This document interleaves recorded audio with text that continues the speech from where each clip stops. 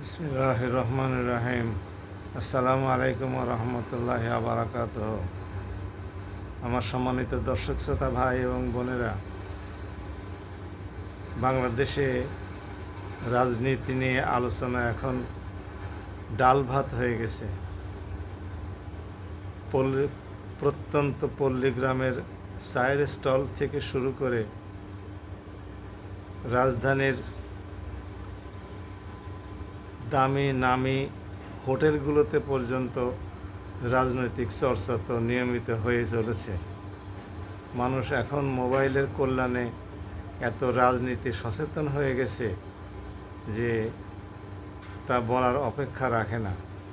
ছোট বাচ্চা থেকে শুরু করে বয়স্ক মানুষ পর্যন্ত সবাই রাজনীতির নাড়ি নক্ষত্র সব বোঝে।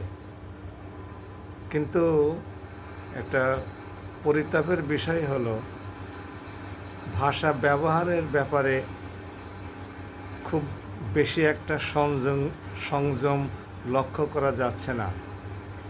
রাজনীতি করতে গেলে অশ্লীল ভাষা,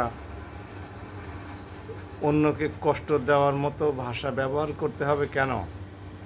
অন্যকে সম্মান করে, অন্যের মান মর্যাদাকে আঘাত না করে রাজনৈতিক বক্তব্য দেওয়া যায় না? রাজনৈতিক নেতৃবৃন্দের যেহেতু অনেক কাজকর্ম করতে হয়, তাদের কিছু দোষ ত্রুটি থাকতেই পারে, তাদের ব্যাপারে নিজস্ব বক্তব্য, মতামত, ভিন্নতা এগুলো থাকতেই পারে। কিন্তু ভাষাটা তো একাডেমিক হওয়া উচিত, কনস্ট্রাকটিভ হওয়া উচিত।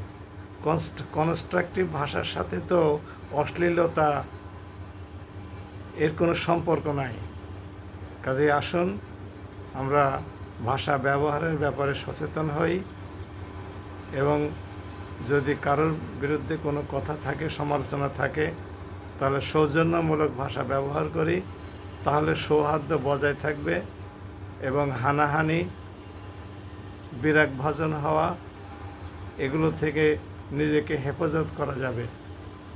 আশা করি রাজনৈতিক নেতৃবৃন্দ এই বিষয়টি খেয়াল রাখবেন এবং ভাষা ব্যবহারের ব্যাপারে সচেতন হবেন। সবাই ভালো থাকুন। আসসালামু আলাইকুম।